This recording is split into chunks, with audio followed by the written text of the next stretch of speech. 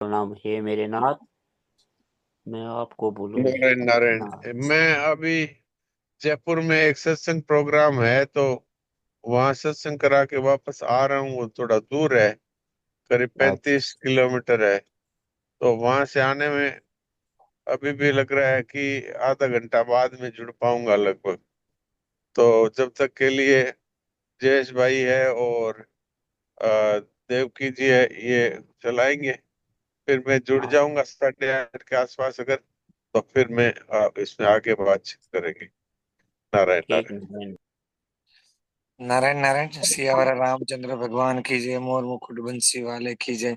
नारायणं नमस्कृत्य नरं चैवं नरोत्तमं देवीं सरस्वतीं व्यासं ततो जय मुदीरयेत्। नारायण नारायण नारायण नारायण। अ, प्रांजल, कल के सत्संग का सार।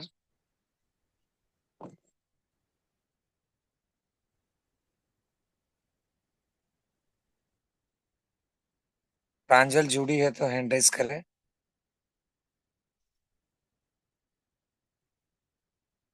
आज प्रांजल जुड़ी नहीं लगती। किसी ने कल का सत्संग का सार लिखा तो हैंड राइज कर सकते।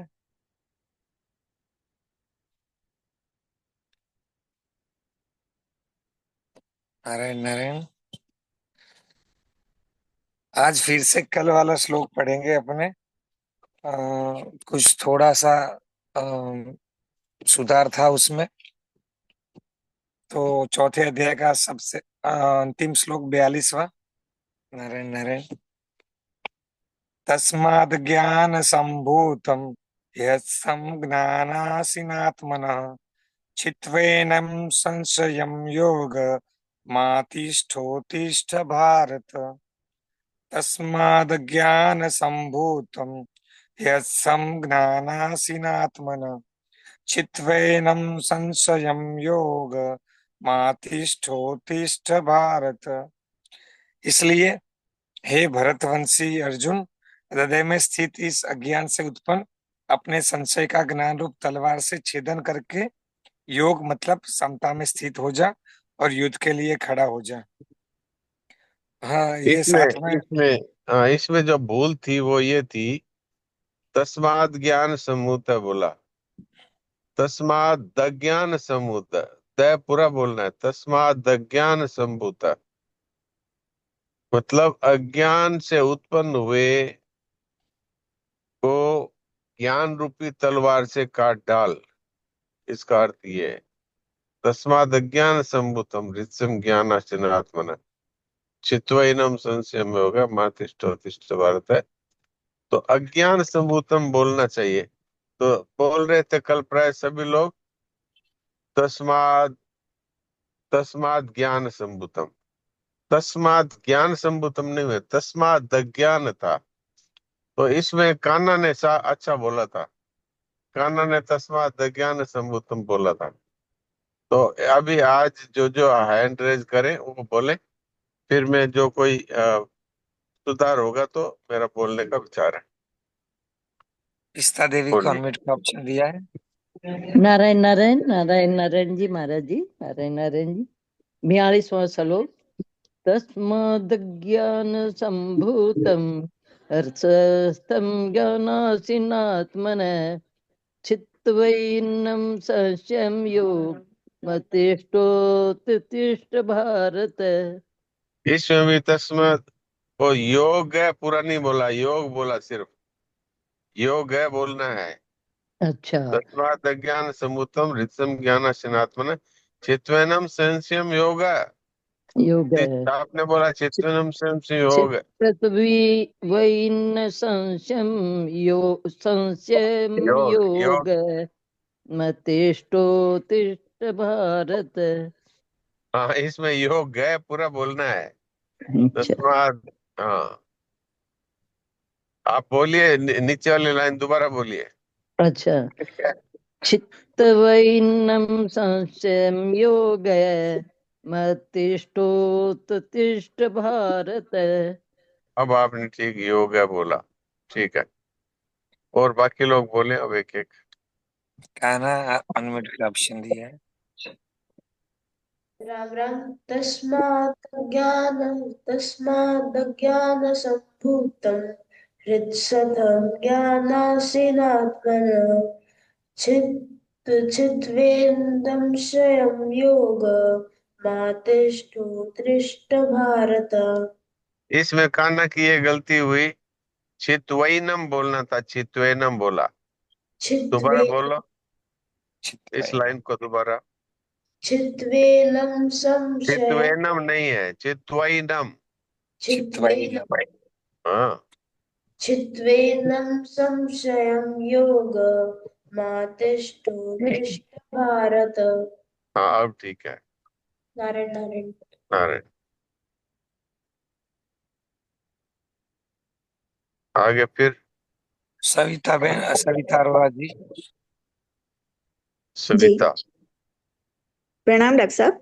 प्रणाम।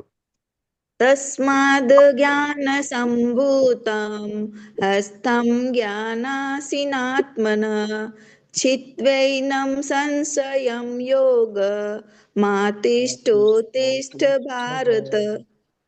ये आप रत्सनम बोला, रत्सनम। ये हृत्सनम है। यस सनम। हाँ, ये रै खरै नहीं है, हरि है, हरि। एक बार फिर बोलिए लाइन। यस सनम। कौन सा वाला डॉक्टर साहब? ऊपर वाली। हृत्सनम। पूरा श्लोक बोलिए दोबारा। तस्माद् ज्ञानसम्भूतं तस्माद ज्ञान, द पूरा है। जी तस्माद ज्ञान संभूतम ऋत्सनम तस् ज्ञानासीनात्मा। ऋत्सनम, रित्स रत्सनम नहीं है। रित्सनम जी रित्सनम हाँ, ऋत्सनम ज्ञानासीनात्मा।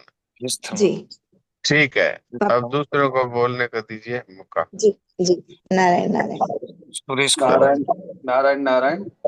तस्माद् ज्ञानसम्भूतं हृस्थं ज्ञानसिनात्मनः ज्ञानासीनात्मा। ज्ञानास्नातम। ज्ञानासिनात्मनः चित्वैनं संशयं योग मातिष्ठोत्तिष्ठ भारत। हाँ, अब ठीक है आपका। राम राम। राम राम।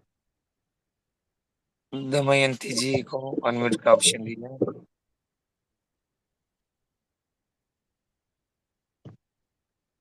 दमयंती महेश्वरी जी, अनम्यूट का ऑप्शन दिया है। तो उससे लोग कॉल नहीं पाते हैं, इसलिए वो दूसरे को मौका दीजिए, अगले को। जी सर, अभी सविता अरोड़ा जी ने पढ़ लिया, आज के हो गया, आज मैं इतना बोलूं? मौका मैं मिला। दमयंती बोल रही हूँ, मैं बोलूं? हाँ, जी आप बोलिए, बोलिए। बोलिए। तस्माद् ज्ञान संभूतम हृष्टं ज्ञानाचिनात्मन चित्वैनम।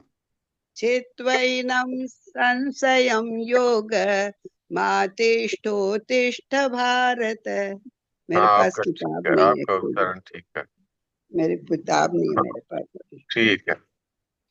जय श्री। हाँ, अब आगे ओ उनको, अब क्या है, वही है ना, अब देवकी जी बोलेंगे, और क्या, और कोई भी है? नहीं जी साहब, देवकी जी की बारी है। हाँ, आज देवकी जी बोलिए। नित्य योग और मुक्त सत्संग पर देवकी जी कहेंगे आगे बात। हाँ, बोलिए। सबको प्रार्थना है कि श्लोक का पठन करने के बाद में म्यूट का ऑप्शन म्यूट कर ले अपने आप, और हैंड रेज को लोअर हैंड कर ले। नारायण नारायण नारायण। नारायण नारायण। बात चल रही थी श्रम, मूक श्रम रहित होने का प्रतीक है। सत्य सर्वत्र सर्वदा ज्यों का त्यों विद्यमान है। उससे देश काल की दूरी नहीं है सत्य की। उसका संग श्रम साध्य नहीं है, सत्य का संग श्रम साध्य नहीं है। अतः श्रम रहित होना ही वास्तविक सत्संग का अचूक उपाय है। श्रम रहित होना ही वास्तविक सत्संग का अचूक उपाय है। श्रम का मूल पराधीनता में जीवन बुद्धि के अतिरिक्त और कुछ नहीं है। श्रम का मूल पराधीनता में जीवन बुद्धि के अतिरिक्त और कुछ नहीं है। अब इसमें थोड़ी सी बात मैं बोलता हूँ। हाँ, हम लोगों के एक बात जची हुई है कि जैसे संसार में हम कुछ मेहनत करते हैं तब हमें कुछ मिलता है, तो कुछ परिश्रम करेंगे तब परमात्म तत्व का अनुभव होगा, अथवा कुछ परिश्रम करेंगे तब हमको आत्म तत्व का बोध होगा। तो इसके लिए कोई साधन करे, कोई अभ्यास करे। तो साधन करें तो भी श्रम है, अभ्यास करें तो भी श्रम है, लेकिन आत्म तत्व है, इसके लिए किसी परिश्रम की जरूरत नहीं है, किसी अभ्यास की जरूरत नहीं है। क्यों? इसको बनाना नहीं है। अगर बनाना हो तो अभ्यास की जरूरत है। रोटी बनाना है तो पहले रोटी बनाने का अभ्यास करना होगा, सीखना होगा। और अगर वो वस्तु वहां नहीं है तो कहीं से लाना होगा, तो परिश्रम करना होगा। अब आत्म तत्व है, आत्मा है, वो तो सबको प्राप्त है, उसको बनाना भी नहीं है, उसको कहीं से लाना भी नहीं है, वो तो पहले से है। तो इसलिए इसमें न तो अभ्यास की जरूरत है न श्रम की जरूरत है। तो इसका तरीका है वो अभ्यास नहीं है, अर्थात किसी इसमें मन की, बुद्धि की, हाथ पांव की, किसी जीभ की, किसी चीज की आवश्यकता नहीं है इसमें कि अब जीभ से कुछ जप करेंगे या फिर कोई हाथों से कोई कार्य करेंगे, कोई मेहनत करेंगे, बुद्धि से कोई अभ्यास करेंगे, ये नहीं है इसमें। तो इसमें क्या है? कुछ नहीं करेंगे तब जो स्वतः सिद्ध तत्व है उसका अनुभव हो जाएगा। जब तक हम करेंगे तब तक हमारा सब संबंध रहता है प्रकृति से, और ये प्रकृति के राज्य की वस्तु नहीं है, ये है प्रकृति से परे की वस्तु। आत्मा है, इसका प्रकृति से, श्रम से, पदार्थ से, क्रिया से कोई लेना देना ही नहीं है, क्योंकि ये तो पहले से है। तो है उस चीज को खोजना होता है, अर्थात उसको याद आने मात्र से वो चीज मिल जाती है। जैसे किसी के जेब में चाबी है, वो मान लीजिए कि अंदर की जेब में पड़ी है, अब हम बाहर की सब जेबें टटोल लेते हैं, चाबी कहाँ है, चाबी कहाँ है, फिर याद आती है अरे वो तो अंदर वाली जेब में है। तो फिर वो प्राप्त हो गई ना, खाली याद आने मात्र से, हमारे ढूंढने से तो मिली नहीं, परिश्रम से मिली नहीं। ऐसे हमको जब ज्ञान के द्वारा ये याद आ जाता है, स्मृति मिल जाती है कि संसार की समस्त वस्तुएं ये परिश्रम से मिलती है, लेकिन जो चीज तो पड़ी है हम भूल गए थे, उसको अब याद आ गई, ओहो ये तो हमारी वस्तु है और हमारे पास पहले से है ही। ऐसा है ही आत्म तत्व। इसलिए ये मिलता है विश्राम से, अर्थात क्रिया रहित होने से। इसलिए कहा जाता है कि मूक सत्संग करो, अर्थात न तो कोई क्रिया करो न कोई चिंतन करो, और इस तत्व को जानना है। तो इसलिए जानने में कोई अभ्यास की जरूरत नहीं है, जानने में कोई परिश्रम नहीं है, और जानना भी क्या है? जो पहले से प्राप्त है उसको उसको समझ लेना है, उसकी याद आ जाती है, ओ ये तो परम तत्व तो आत्मा के रूप से हमको पहले से प्राप्त ही है। ये हम अनात्मा अर्थात शरीर और संसार और प्राणी और पदार्थों को सच्चा मानने लगे, तो ये सच्ची वस्तु है, इसकी विस्मृति हो गई।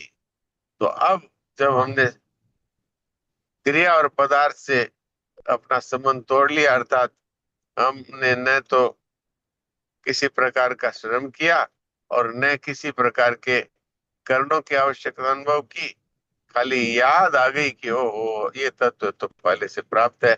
और वो याद कब आएगी?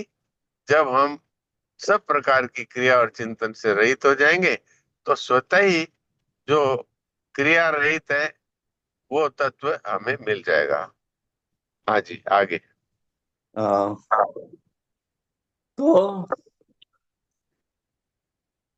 अतः श्रम रहित होना ही वास्तविक सत्संग का अचूक उपाय है।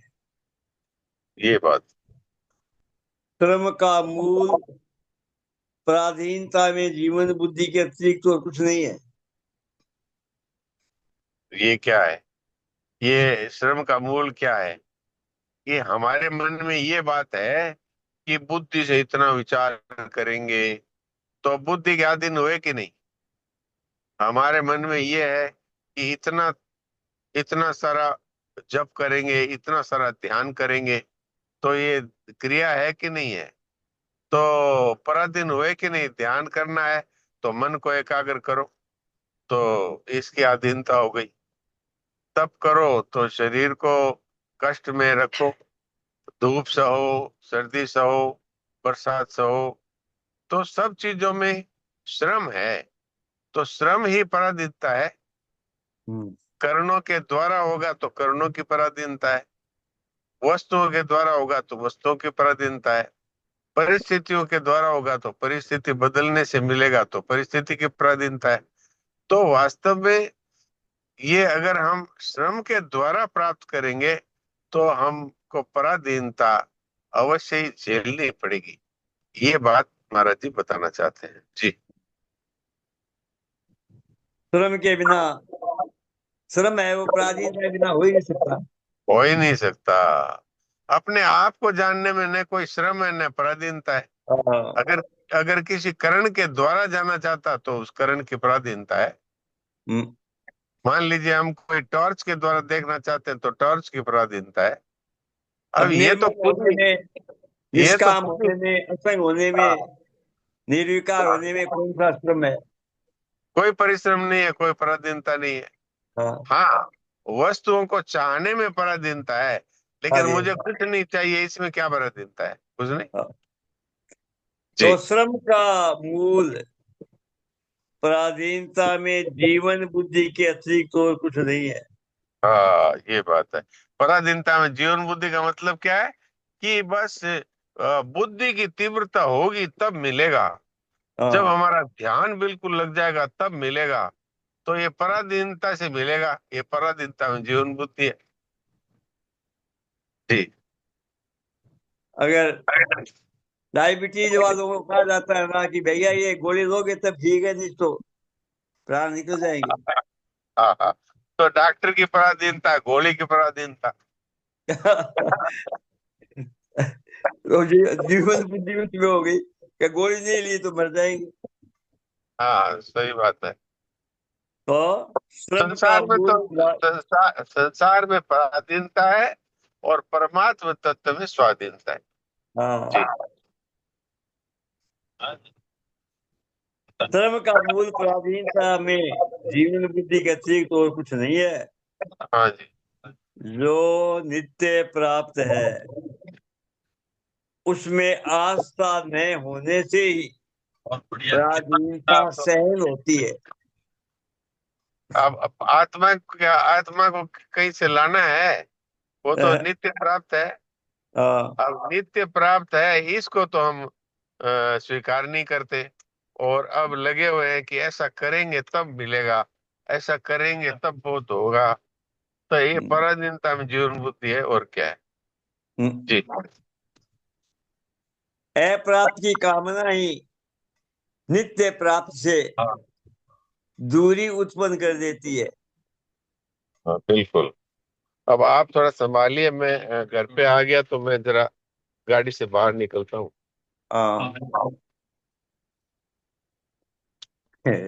अप्राप्त की कामना, अप्राप्त की कामना, ये मिल जाए, ये मिल जाए, कामना करते रहो।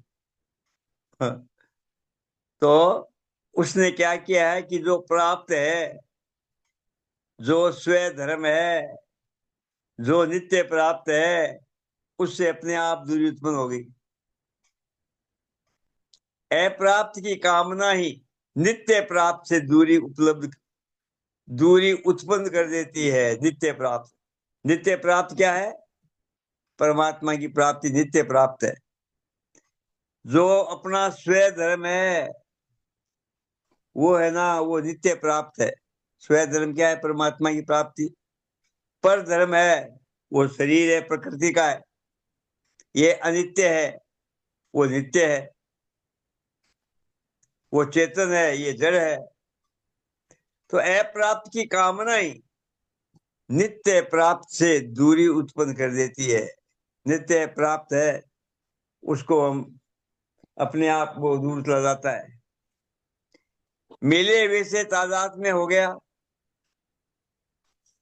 जिसका अंत करना अनिवार्य है। मिले हुए से तादाद में हो गया है, जिसका अंत करना अनिवार्य है। अपने को जो मिला है, बुद्धि मिली है तो उससे संबंध हो गया, बल मिला है तो उससे संबंध हो गया, देखने की शक्ति मिली है उससे संबंध हो गया है। जब तक मिले हुए में जीवन बुद्धि है, तब तक क्या है कि समस्या ही समस्या है। कीधुं मैं तने मिले हुए से तादात्म्य हो गया है, जिसका अंत करना अनिवार्य है। मिले हुए का तादात्म्य किसी श्रम युक्त साधन से नाश नहीं हो सकता। मिले हुए का तादात्म्य किसी श्रम युक्त साधन से नाश नहीं हो सकता, अपितु श्रम युक्त साधन तादात्म्य को पोषित ही करता है। मिले हुए का तादात्म्य अगर अपन चाहें कि इसके द्वारा इसको नष्ट कर दे तो नहीं होगा। ध्यान लगा के कर दो, ये सिद्धासन में बैठ के, पद्मासन में बैठ करके, कोई और साधन अपना करके, उससे उसका जितने भी श्रमयुक्त साधन है उनके द्वारा मिले हुए का तादात्म्य है वो नष्ट नहीं होता है। मिले हुए तादात्म्य को तो क्या है कि समझ गए, अरे ये तो मिला हुआ है, बिछड़ेगा। उगे सोई आंख में, फूले सो कुमलाए, चिड़िया देवल रह गया, जल में सो मर जाए। ये यानी कि अपने विवेक का आदर करते ही अपने आप संबंध समाप्त हो जाता है। जब तक विवेक का आदर नहीं करेंगे, जाने हुए का सदुपयोग नहीं करेंगे, तब तक जो तादात्म्य है, जो संबंध है, वो समाप्त होता नहीं है। तो मिले हुए का तादात्म्य किसी श्रमयुक्त साधन से नाश नहीं हो सकता, अपितु श्रमयुक्त साधन तादात्म्य को पोषित करता है, उसको और पक्का कर देता है, संबंध को और पक्का कर देता है। अतः श्रम तो एकमात्र परिस्थिति के सदुपयोग अर्थात वस्तु, योग्यता, सामर्थ्य के सदव्यय में ही उपयोगी है।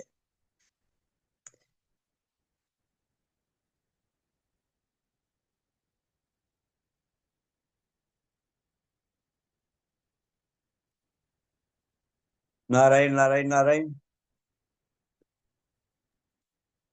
नारायण नारायण। मैं अभी 2 मिनट 3 मिनट में शायद जुड़ सकता हूँ।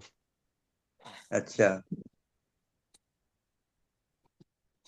देवकी तो जी, बात तो तो ये है, अपने एक बात पर विचार करते हैं कि मूक सत्संग अभी कुछ समय के लिए करते हैं, 1-2 मिनट 3 मिनट के लिए, पर अभी के अभी ऐसा हो सकता है कि मूक सत्संग हो जाए और कुछ करना ही नहीं, शेष न रहे।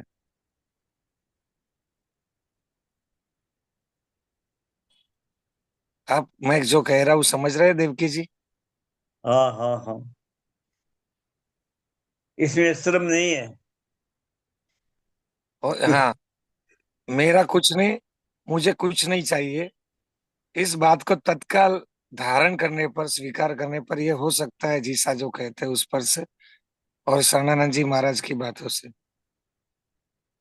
मतलब जो भगवान कहते हैं असंग हो हम पुरुष, असंगता धारण कर ले, शरणानंद जी महाराज भी यही कहते हैं।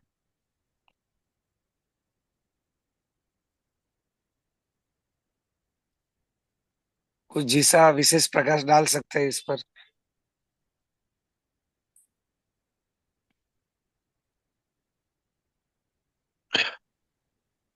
हाँ, अब बोलिए, क्या बोल रहे राम राम। जयेश भाई? राम राम जी सर। मैं राम ये कह राम। रहा था कि तत्क्षण मूक सत्संग सदा के लिए हो जाए। हाँ, वो तो बिल्कुल, वो तो खाली हमारे समझ में नहीं आई हुई है। और मोक्ष संग तो सब समय है, है। क्योंकि तत्व तो मौजूद है ना। अच्छा, आत्मा का कभी अभाव होता है क्या? नहीं। तो इसका मतलब है मोक्ष सत्संग से जो प्राप्त होने वाला तत्व है, वो तो अभी भी हमें प्राप्त ही है।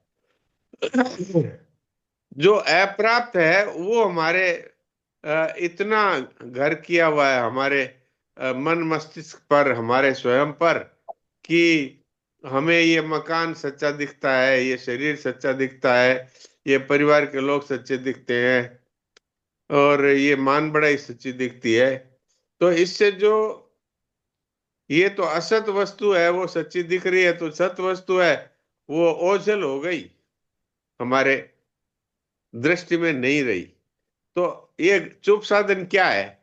चुप साधन है कि जिस असत वस्तु को हमने सच्चा मान रखा है उससे पीछा छुड़ाना।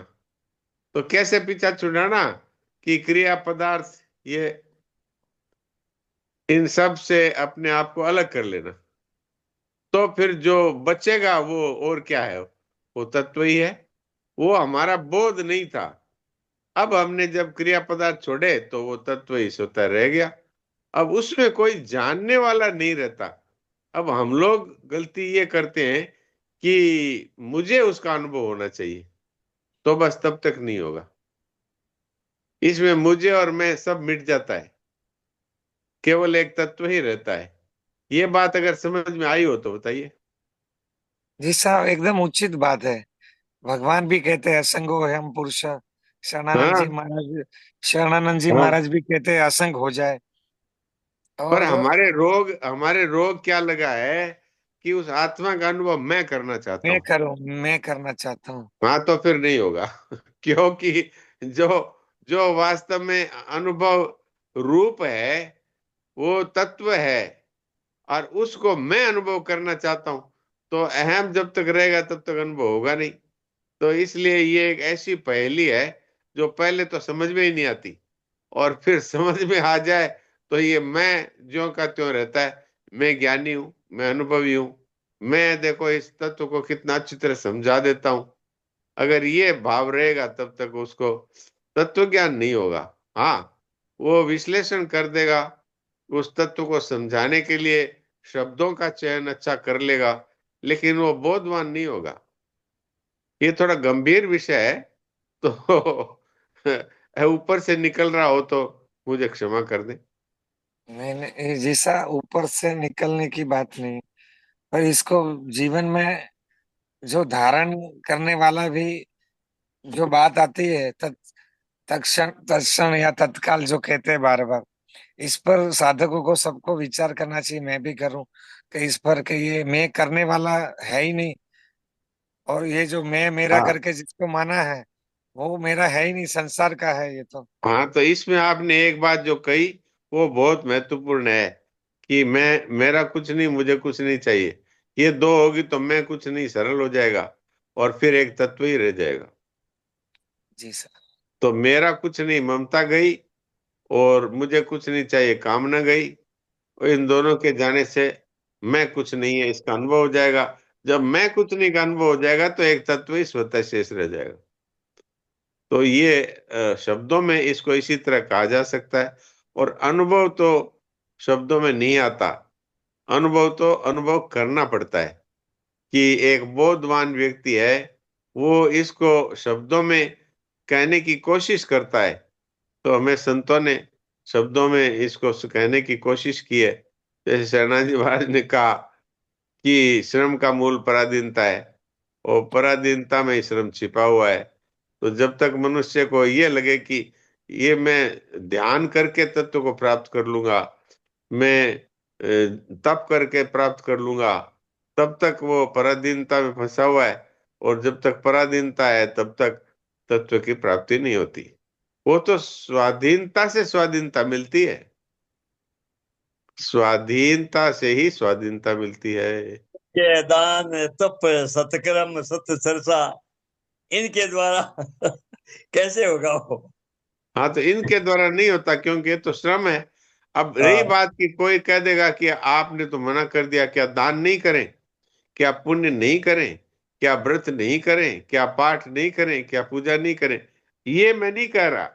पाठ करो, पूजा करो, दान करो, व्रत करो, सब करो। लेकिन हमारे जो मन में है कि जिस तरह से संसार की वस्तुएं क्रियाओं से मिल जाती है, ऐसे हमें बोध भी क्रियाओं से मिल जाएगा, तो वो नहीं मिलेगा। हाँ, ये सब करने से हमारे मन में एक शुद्धि आएगी, तो हमारे ये जो चुप साधन है इसमें सरलता होगी। क्योंकि आप जितना दान देते हैं, इसका अर्थ है कि आप उन वस्तुओं को त्याग कर रहे हैं। तो इसमें ममता का त्याग करेंगे तभी तो दान दे पाएंगे। तो ममता का त्याग हुआ। फिर अब मुझे कुछ नहीं चाहिए, लोगों को देना है, मुझे और कुछ चाहिए नहीं, तो कामना का त्याग होगा। तो इससे आपको श्रम रहित होने में सुविधा मिलेगी, पर इसके द्वारा प्राप्त होगा ये नहीं होगा। जी जिसा यह कृपा साध्य भी कहा जाता है। हाँ, कृपा साध्य तो है ही, पर हमारे ऊपर तो कृपा है तभी तो ये बातें हमें मिली है। कृपा साध्य का मतलब ये नहीं है कि हम अब ये सोच लें हमसे तो होगा ही नहीं, इसलिए अब क्या करें। कृपा साध्य का मतलब है कि हमें मनुष्य शरीर मिला है तो भगवान की कृपा से मिला है, सत्संग मिला है तो भगवान की कृपा से मिला है। और अब भगवान हमारी तीव्र अभिलाषा देखते हैं कि इसको आत्म तत्व के अनुभव की तीव्र अभिलाषा है, अथवा मेरे प्रेम को प्राप्त करने की तीव्र अभिलाषा है, तो भगवान कृपा अवश्य करेंगे, इसमें क्या संदेह। और ये तो कृपा की है तभी हमें इतनी गंभीर और गूढ़ बातें मिली है। जी,